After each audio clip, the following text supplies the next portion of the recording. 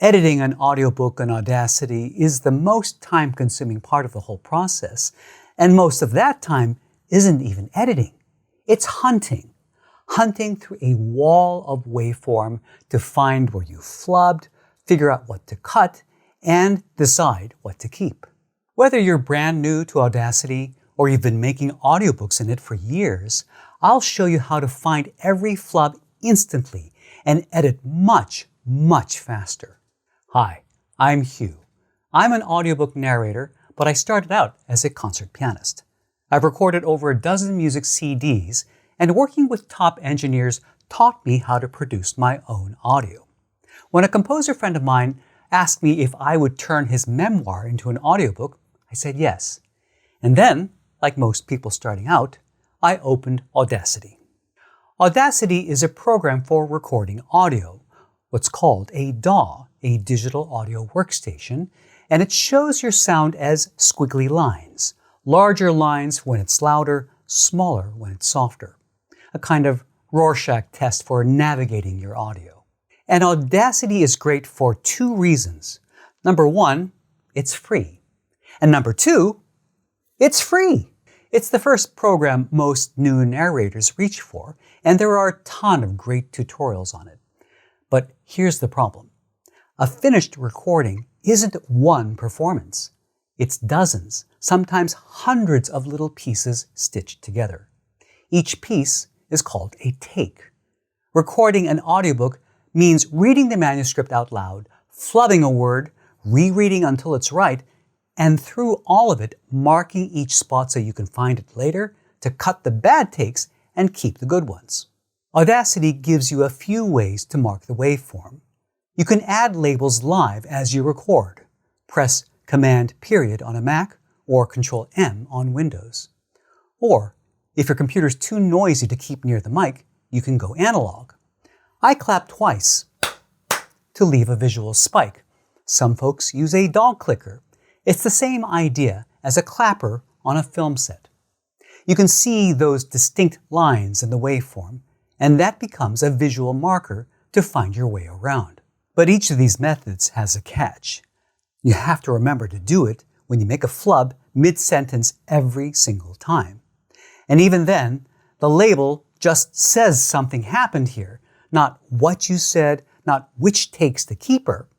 So either you go back and reconstruct it all later, or you stop mid-flow to type out a description for every label, which wrecks your reading flow.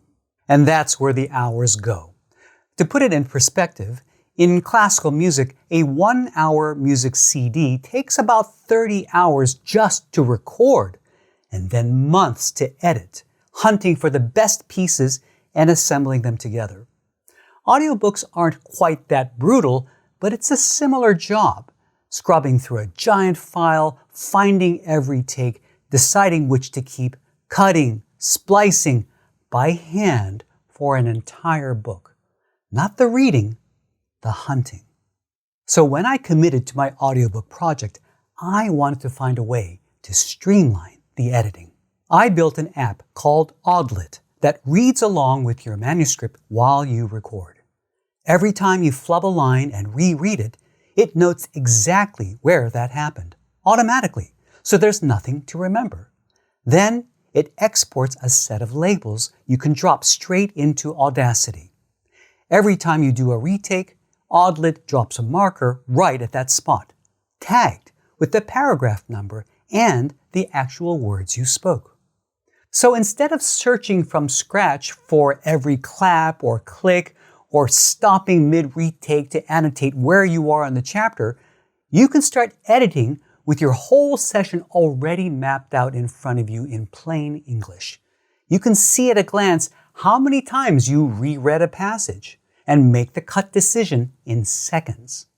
No more hunting for where the audio matches the manuscript. That's where the real speed comes from. The editing itself was never the slow part. Finding and marking the spots was. Automate the retake labels, and the whole job becomes so much more approachable. And you're still right here in Audacity with every plugin and keyboard shortcut that you already know. Nothing about your workflow changes. You just save so much time when you eliminate the dreaded hunt and cut. Now, that alone would have been worth it. But once the app was marking every take automatically, I started wondering, if AudLit already knows where all the retakes are, why am I making the cuts at all? Why not automate the whole edit? So that's what I built next. Now I don't mark anything and I don't cut anything. I just read, mess up, reread until it's right, move on. I click the cleanup button and AudLit assembles the best takes into one clean read automatically in seconds and keeps every take and every clean version right on my laptop. But cutting the right pieces together is only half of it. The audio also has to sound good enough, especially for Audible, the biggest audiobook marketplace there is. To sell there, you go through ACX, the Audiobook Creation Exchange, and your audio has to pass their technical standards. Noise floor, loudness, something called RMS level, taming harsh S's and popping P's. Audacity has a plugin that checks your file against those specs, and even using a good professional mic in my closet, my raw audio failed. Fixing all that is a process called mastering, and by hand, that becomes its own rabbit hole. So then I wondered, if AudLit could edit the takes, could it master them as well? Absolutely it can. One click, mastered to ACX specs, every chapter consistent. So AudLit actually gives you two ways to produce an audiobook. If you've already put in the time to learn Audacity or any other DAW and just want to kill the slowest part, record your raw take right in AudLit using its built-in recorder and voice-following teleprompter, then export those smart markers and finish in Audacity with the plugins and workflow you already know. Or, if learning a DAW feels too intimidating, skip traditional editing altogether and let AudLit make the cuts and master the whole book for you. And one thing I want to be really clear about because it matters. AudLit is not an AI voice. It's not narrating anything. It's your voice, your performance. AudLit just handles all the tedious stuff between hitting stop and hitting publish. So, if you're staring at a wall of squiggly lines right now, dreading the hunt more than the read, you don't have to do it that way. You don't need an audio engineering degree, and you don't need to spend more time editing than you already spent reading. You can try AudLit for free. Links in the description and pinned below. Bring your own DAW and just speed up the hunt, or let AudLit do the whole thing.